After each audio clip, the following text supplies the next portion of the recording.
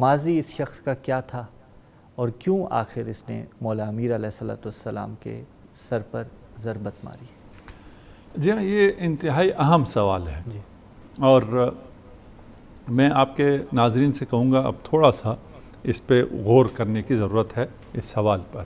جی، ہمیں یہ دیکھنا ہوگا کہ یہ جو ہوا جی، واقعہ اور جو ہم میں مشہور ہے وہ کیا ہے، اس مشہور پر ہمارے پاس دلائل ہیں اور تاریخ کے اوراق اور مستندات آیا اس کی سپورٹ میں موجود ہیں۔ جو مشہور ہے وہ یہ ہے کہ خوارج میں سے ایک گروہ حج پر جمع ہوتا ہے اور وہ وہاں بیٹھ کر بات کرتے ہیں نہروان کی، اور نہروان میں جو ان کے لوگ مارے گئے ہیں وہاں وہ عہد کرتے ہیں کہ ہم نے اس کا بدلہ لینا ہے، اور اس کا بدلہ لینے کے لیے وہ کہتے ہیں کہ 3 افراد کا قتل ہونا ضروری ہے، امیر المومنین، جی، معاویہ اور عمرو بن عاص، کہ یہ 3 قتل ہوں گے۔ ان 3 کے قتل ہونے کے لیے 3 لوگ وہاں پر متعین ہوتے ہیں یا 3 لوگ اپنے آپ کو والنٹیئر کرتے ہیں۔ ان میں سے ایک عبد الرحمن ابن ملجم مرادی ہیں، دوسرا برق بن عبداللہ تمیمی ہے اور یہ کہتا ہے کہ میں معاویہ کی جان لوں گا، اور تیسرا عمرو بن بکر تمیمی ہے اور یہ کہتا ہے کہ میں عمرو بن عاص کی جان لوں گا، اور یہاں یہ عہد و پیمان کرتے ہیں اور یہ کہتے ہیں کہ ہم رمضان میں ایک رات مشخص ہوتی ہے 19 کی رات کو ایک ساتھ ہی ہم یہ پلان کرتے ہیں، اور ایک روانہ ہو جاتا ہے شام کی طرف، ایک روانہ ہوتا ہے مصر کی طرف، اور ایک آ جاتا ہے کوفہ۔ اس کے بعد ہم نے یہ دیکھنا ہے کہ عبد الرحمن کیوں قتل کرنا چاہتا تھا امیر المومنین کو، اس کی جو پیچھے ہسٹری کیا ہے، اس کی شخصیت کیا ہے، اس کے عقائد کیا ہیں۔ ہم نے ابھی تک جو واقعہ سنا اور تاریخ میں مشہور ہے کہ یہ خوارج میں سے تھا، اور خوارج کے اس اجتماع میں جو کہ مکہ میں حج کے موقع پہ ہو رہا ہے وہاں یہ فیصلہ ہو رہا ہے۔ اس کا مطلب یہ ہوا کہ عبد الرحمن کو بھی خوارج میں سے ہونا چاہیے، جبکہ اگر ہم تاریخ میں دیکھیں، اور آپ نے خود بھی کہا نہروان میں یہ خوارج کے ساتھ نہیں تھا، اس کے بعد بھی کسی بھی تاریخی سند میں اس کا خوارج سے تعلق ثابت نہیں ہوتا ہے۔ خوارج میں ابھی بھی جو فرقے موجود ہیں، خوارج میں اس کے بعد نہروان کے بعد پھر اور بھی فرق بن گئے، اور عباضیہ ابھی ہیں، عباضیہ ابھی بھی عبد الرحمن کو اون نہیں کرتے، اگرچہ ان کے نزدیک اس کا عمل اچھا عمل ہے، خوارج کے نزدیک یہ عمل مستحسن عمل ہے، اور ان کے نزدیک کی بات کر رہا ہوں، اور جس نے بھی یہ عمل کیا اس کی وہ حمایت کرتے ہیں، مدح کرتے ہیں، وہ ایک الگ مسئلہ ہے۔ لیکن آیا یہ خود خارجی تھا یا خارجی نہیں تھا؟ خوارج میں تھا ہی نہیں تھا، یہ خوارج میں سے تھا ہی نہیں، اور جب یہ خوارج میں سے تھا ہی نہیں تو اس کے لیے یہ کہنا کہ اس کا انگیزہ، اس کا دافع، اس کا کیوں اس نے یہ کام کیا اس لیے کہ اس کو بدلہ لینا تھا خوارج کا، یہ بات صحیح معلوم نہیں ہوتی۔ اور بھی شواہد ہیں، ہم بعد میں شاید اس میں سے کچھ کی طرف اشارہ کریں۔ دوسرا یہ کہتے ہیں وجہ کیوں قتل کیا امیر المومنین کو، قطام نامی ایک حسینہ تھی کوفہ میں، اور اس کے کہنے پہ یہ کام اس نے کیا، اس کے عشق میں گرفتار ہو گیا اور اس نے کہا میں تم سے شادی کرنا چاہتا ہوں، اور اس خاتون نے کہا کہ میرا مہریہ ہی یہی ہے کہ تم امیر المومنین کو قتل کرو۔ تو ادھر اس کا مکالمہ تاریخ میں موجود ہے کہ یہ تو کوئی مہریہ ہوا نہیں، کہ اگر میں قتل کرتا ہوں تو میں خود باقی نہیں رہوں گا، لیکن عشق تھا اور اس عشق میں اس نے یہ کام کر دیا۔ یہ دوسرا وہ دافع بیان کرتے ہیں، وجہ بیان کرتے ہیں۔ تیسری وجہ یہ بیان کرتے ہیں کہ یہ مسئلہ عشق کا بھی نہیں تھا، یہ مسئلہ بدلہ لینے کا بھی نہیں تھا، یہ مسئلہ قبائلی تھا۔ بنی مراد کو مشکل تھی امیر المومنین سے، اور یہ بنی مراد کا بندہ تھا کیونکہ بنی مراد کے بہت سے افراد قتل ہوئے جو جنگیں ہوئی ہیں، نہروان بھی ہے، صفین بھی ہے، باقی بھی، اور ان تمام چیزوں کی وجہ سے بنی مراد کو مشکل تھا۔ اسی لیے کہتے ہیں کہ شب ضربت بنی مراد کا ایک آدمی آ کے امیر المومنین کو خبردار کرتا ہے کہ ہمارے قبیلے والے آپ کو قتل کرنا چاہتے ہیں، آپ کو شہید کرنا چاہتے ہیں، آپ ذرا ہوشیار رہیے۔ بس یہ 2-3 چیزیں تاریخ میں جو آتی ہیں، تبری نے آ کے ان تینوں کو جمع کیا ہے، یہ بھی تینوں اقوال، تینوں وجوہات کو، اقوال نہیں وجوہات، یہ تینوں وجوہات جمع ہو گئی۔ مکہ میں وہ نشست ہوئی، وہاں پہ ابن ملجم مرادی نے یہ فیصلہ کیا اور وہ آ گیا کوفہ۔ کوفہ جب آیا قتل کرنے کے لیے امیر المومنین کو، وہاں وہ عشق میں گرفتار ہو گیا اور وہ بھول گیا جو اس نے وہاں وعدہ کیا تھا، وہ بھول گیا اور عشق میں گرفتار ہو گیا، اور اس سے جب آگے بات چلی اور پھر اس کی طرف سے یہ ڈیمانڈ آئی تو پھر یہ دوسری وجہ بھی شامل ہو گئی، اور جب وہ قتل کرنا چاہا تھا، فیصلہ نہیں کر پا رہا تھا، تو ادھر سے اپنے قبیلے والوں سے بھی آ گئی بات کہ قبیلے والوں نے بھی کہا کہ ہم نے اس شخصیت کا خاتمہ کرنا ہے. تو یہ تینوں چیزیں مل گئی جس کی وجہ سے ابن ملجم نے یہ انتہائی قدم اٹھایا. قبلہ ان تینوں وجوہات میں سے سالڈ وجہ کون سی ہے؟ ہاں یہ تین وجوہات میں سے ابھی ہم آگے چلتے ہیں. دیکھیے کہ یہ وجوہات ہیں بھی یا نہیں ہیں. اور اب دوبارہ ہم آ جاتے ہیں کہ تین لوگ تھے اور یہ تین میں سے عبد الرحمن، برق اور عمرو، یہ تین ہیں. یہ تین ڈیسٹینیشنز ہیں، وہاں گئے. کہانی اسی طرح چل رہی ہے. ایک کریکٹر جو آیا ہے کوفہ میں اس نے اپنا کام کر دیا، وہ یہاں ہے. باقی دو کدھر گئے؟ تاریخ میں اگر ہم باقی دو کو ڈھونڈ لیں اور ہمیں ان دو کا پتہ مل جائے کہ برق نے کیا کیا، عمرو نے کیا کیا، تو پھر ہمیں واضح ہو جائے گا کہ اس میں سے ان تین میں سے کون سی وجہ صحیح ہے یا کون سی وجہ زیادہ قوی ہے.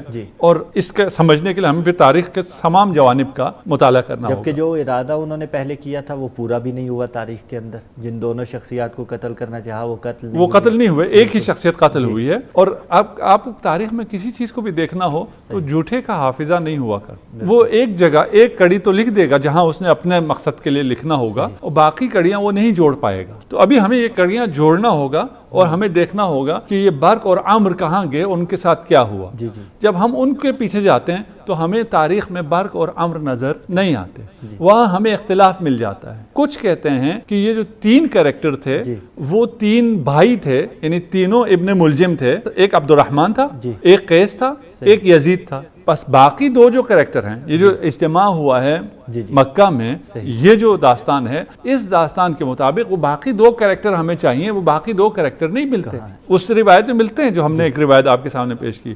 اس کے بعد یہ کوئی معمولی حادثہ نہیں ہے کہ جب یہ گئے ہیں اور جا کے ان دونوں نے حملہ کیا ہے. اور جب وہ حملہ کیا ہے تو اس کی ڈیٹیل بھی سامنے آنی چاہیے تھی. جیسے یہاں کوفہ سے یہ ڈیٹیل سامنے آ گئی ہے، وہاں پھر کہا جاتا ہے کہ وہ تو قیس اور یزید تھے، وہ اصلا برق اور عمرو نہیں تھے. یعنی وہ کون تھے میں بھی اختلاف ہے. ہمیں تعیناً ملتا بھی نہیں ہے کہ وہ باقی دو کون تھے. اور جو لوگ یہ روایت آتی ہے کہ یہ قیس اور یزید اور عبد الرحمن تھے، تینوں ابن ملجم تھے، یعنی پھر تو تینوں ابن ملجموں کے جب بھائی ہو گئے، ملجم کے بیٹے تھے. ابن ملجم کا مطلب ملجم کے بیٹے. ملجم کے یہ تین بیٹے تھے اور اس کا باپ ان کے خلاف تھا کہ یہ کام تم نے نہیں کرنا. اس کی فیملی میں یہ ڈسکس ہوا تھا، لیکن اس کی ماں حمایتی تھی اور ماں ان کو تشجیع کرتی تھی، حوصلہ دیتی تھی اور اس کو ابھارتی تھی کہ تم تینوں نے یہ کام کرنا ہے اور یہ بہت مقدس مشن ہے وغیرہ جو بھی ہے. ایسا اب تک جو آپ کی گفتگو سے نتیجہ نکل رہا ہے کہ خود وہی جو مکہ کا اجتماع تھا اس اجتماع میں ہی تشکیک ہے. جی ہم یہی عرض کر رہے ہیں نا. اگر وہ اجتماع کو صحیح لیا جائے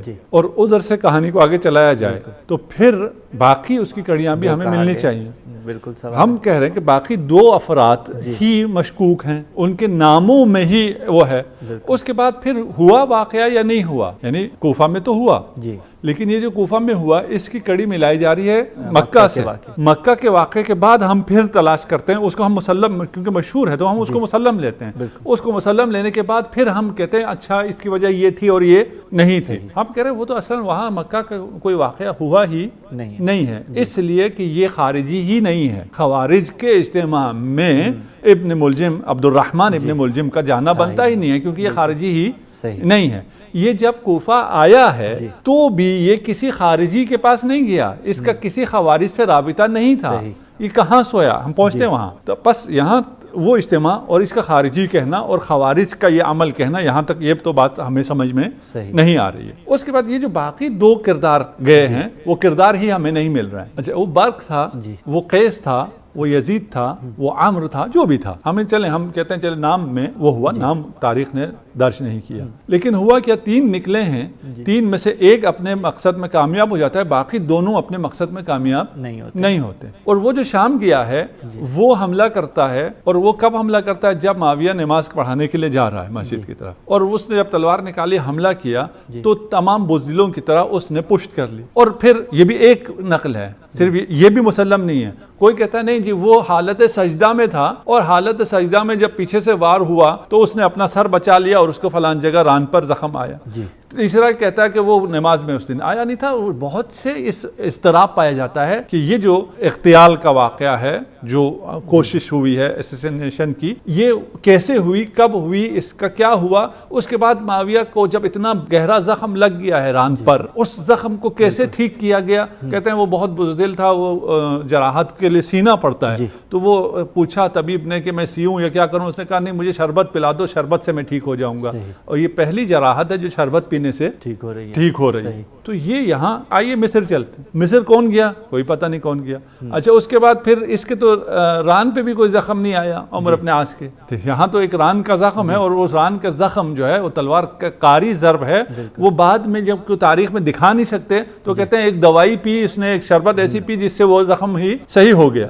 اچھا, یہاں پھر ہمیں مصر میں زخم چاہیے اور زخم کے بعد کوئی دوا چاہیے. تو کہتے ہیں نہیں, اس دن عمر ابن عاص کے پیٹ میں شدید درد تھا, تو وہ نماز پڑھانے کے لیے نہیں آ سکے صبح. تو وہ نہیں آ سکے تو پھر کیا ہوا, تو انہوں نے اپنے کسی شخص کو, کسی اور صحابی کا نام مجھے اب ذہن میں نہیں ہے, اس کو اپنی جگہ بھیج دیا, اور وہ دیکھنے میں عمر عاص لگتا تھا. اب دیکھیے کتنے اتفاقات, اور یہ بالکل فلم وہی چل رہی ہے جو آج کل ہالی ووڈ یا بالی ووڈ بناتا ہے. ٹھیک ہے نا, کہ وہ جناب اس کے پیٹ میں بھی درد ہو رہا ہے, وہ نہیں آ پا رہا ہے, اس کی جگہ جو آ رہا ہے وہ اس کا قد کاٹ بھی بالکل اسی کی طرح ہے, اس کا حلیہ بھی بالکل اسی کی طرح ہے, اور یہ جو اس کا قاتل اس کی ریکی میں ہے, دیکھ رہا ہے, جانتا ہے, وہ نہیں پہچان سکا, اور اس نے اس غریب صحابی کو قتل کر دیا. اگر قتل ہوا بھی تو ہے کہاں, وہ کون تھا؟ بالکل وہ قتل ہو گیا, یہ بچ گیا. یہ دو بچ جاتے ہیں, اور وہ ایسے اتفاقات ہوتے ہیں, اور ان کو قتل کرنے والا کون ہے ان کے کوئی عطا پتہ نہیں ملتا ہے. اور ایک عبد الرحمن ان تین کریکٹرز میں سے جو مکہ سے چلا ہے اس سٹوری کے مطابق, یہ ایک اپنے مقصد میں کامیاب ہو جاتا ہے. اس کا مطلب آغا صاحب یہ بات تو طے ہوگی کہ یہ خوارج نہیں تھے. ہاں, یعنی جو عبد الرحمن ابن ملجم نے عمل کیا ہے وہ خود بھی خارجی نہیں تھا, خوارج کی طرف سے نہیں تھا, اور یہ حملہ خوارج کی طرف سے نہیں تھا, اور یہ کسی ایک فرد کا عمل نہیں تھا. یہ کہانیاں کیوں بنائی گئی ہیں؟ یہ کہانیاں اس لیے بنائی گئی ہیں کہ کچھ لوگوں کو بری و ذمہ کرنا تھا. اصل لوگوں کو لوگوں کو ان پہ پردہ ڈالنا ہے, اور پھر خوارج پر ڈال دیا. خوارج کو سب کے لیے کوئی مشکل نہیں ہے. آج کل بھی جس کو بھی آپ دہشت گرد کہنا چاہیں اس کو آپ خارجی کہہ دیتے ہیں, خوارج کہہ دیتے ہیں, بہت آسانی سے کہہ دیتے ہیں. تو اس لیے وہ ایک آسان ٹارگٹ تھا, سافٹ ٹارگٹ تھا, ان کے لیے کوئی مشکل بھی نہیں تھا. یہ ذمہ داری ساری وہاں ڈال دی گئی. ہم کہتے ہیں اگر یہ خارجی تھا, خوارج میں سے تھا, اور جب یہ مدینہ آیا ہے, کوفہ میں آیا ہے, تو پھر وہاں اس کا رابطہ خوارج سے کیوں نہیں تھا؟ وہ کہاں رہا اس رات کو, وہ کہاں سویا؟ یہ اہم ہے. بالکل وہ رات جہاں سویا ہوگا وہاں سے پھر کڑیاں ملیں گی کہ یہ اس کا کس نے اس کو بھیجا تھا, کس نے اس کو فیسیلیٹیٹ کیا تھا, اس کے سہولتکار کون تھے, اس قتل کے پیچھے کون تھے. وہ آتا ہے, آ کے اشعث کے گھر میں رکتا ہے, اشعث ابن قیس کندی کے. اور صبح, کیونکہ بندہ انتہائی فضول قسم کا آدمی تھا, نمازی تو تھا نہیں, وہ صبح نماز کے وقت پہ نہیں جاگتا ہے, تو اشعث اسے اٹھاتا ہے. اٹھو. کیوں اٹھا رہا ہے؟ کیونکہ اس کو علم ہے کہ اس نے کیا کرنا ہے, اس نے کیا کرنا ہے. اس کے گھر آ کے رکا ہے, اس کو نماز کے لیے اٹھا کر بھیج رہا ہے. اشعث اس قتل کے پیچھے ایک وہ کردار ہے جس کے اوپر پردہ ڈالا جاتا ہے, جس کو نمایاں نہیں کیا جاتا. جبکہ امام جعفر صادق علیہ الصلوۃ والسلام سے صریح روایت ہے کہ اشعث علی ابن ابی طالب کے قتل کا اصل محرک ہے, اس کے پیچھے اشعث ہے. اچھا, اشعث کیوں ہے سوال ہے. بالکل اشعث کون تھا؟ خوارج میں سے تھا؟ نہیں, وہ خوارج میں سے نہیں تھا. ہاں, وہ خوارج کے پیچھے وہ تھا, خوارج کو اکسانے والوں میں وہ تھا. وہ ان اشخاص میں تھا جس نے سب سے پہلے, جب معاویہ نے اہل شام نے نیزے پر قرآن کو بلند کیا, تو سب سے پہلے یہ آواز لگانے والا کہ ان سے اب تحکیم ہونی چاہیے, قرآن کے خلاف جہاد نہیں ہو سکتا, یہ نعرہ لگانے والا سب سے پہلے اشعث تھا. اور جب روک دیا گیا جنگ کو, اور جنگ نہیں ہونے دی گئی, اور اس کے بعد تحکیم کا ہوا, تو لا حکم الا للہ کہنے والا, سب سے پہلے نعرہ بلند کرنے والا بھی اشعث. یہ خوارج میں سے نہیں ہے. تو یہ کون ہے؟ اشعث کو پھر پہچاننے کی ضرورت ہے کہ اشعث کون ہے, اور یہ کیوں یہ کر رہا ہے, یہ سازش کیوں کر رہا ہے, یہ اس قتل پہ کیوں ایک شخص کو آمادہ کر رہا ہے, کیوں فیسیلیٹیٹ کر رہا ہے. تو اشعث والی عثمان تھا آذربائیجان میں. اس کے بعد جب امیر المومنین تشریف لاتے ہیں خلافت ظاہریہ میں، تو بہت سے ان لوگوں کی طرح جو بنی امیہ جو مراعات لے رہی تھی ان کو عزل کیا. ان میں سے ایک یہ اشعث بھی ہے. اس کے پاس اتنا مال تھا، کہتے ہیں کہ ثلث کوفہ اس کی ملکیت تھی. 1/3 کوفہ، جہاں کا وہ والی تھا وہاں اس کی کتنے کرپشن تھی. اللہ اکبر. اس کا کیا حال ہے. اب جب اس کرپشن کو ختم کیا جی اور اس کو اس سے عزل کیا، تو پھر اس کے مقابلے میں یہ جا کے پھر پہلے بھی بنی امیہ کے ساتھ تھا. جی میں نے پہلے یہ والی ہے آذربائیجان اس لیے بیان کیا کہ اس کا تعلقات تھے، بلکہ بنی امیہ کے عواملین میں سے تھا، اس کے والی تھا. تو اس کی وجہ سے اس کے تعلقات تھے شام کے ساتھ، معاویہ کے ساتھ. اور یہ سارا قتل اس کے پیچھے بنی امیہ ہے. یہ ابن ملجم کا فردی عمل نہیں ہے کہ ایک شخص ہے اس نے آ کر ایک عمل کیا ہے اور اس کی ساری ذمہ داری پھر خوارج پر جاتی ہے. تو یہ کہانی اس طرح غیر محسوس طریقے پر مشہور کے طور پر ہمارے ذہنوں میں بھی اسی طرح ہے، اور اس طرح ہمیں پھر غافل کیا جاتا ہے. یہ واقعہ معاویہ کی طرف سے شام کی طرف سے ہوا ہے، وہاں سے یہ سازش چلی ہے، وہاں سے یہ فیسیلیٹیٹ ہوا ہے، اور ایک ہی آدمی چلا ہے اور ایک ہی حادثہ ہوا ہے. کوئی 2-3 نہیں ہوئے کہ باقی لوگ سازشکار ہیں وہ بھی شامل ہو جائیں کہ یہ جو آئے تھے قاتل تھے، دہشت گرد تھے، یہ ہمیں بھی مارنا چاہتے تھے اور اسے بھی مارنا چاہتے تھے. قسمت ہماری ساتھ تھی، ہم بچ گئے، وہ مر گیا، لیکن ہم بھی اس دہشت گرد کے خلاف ہیں.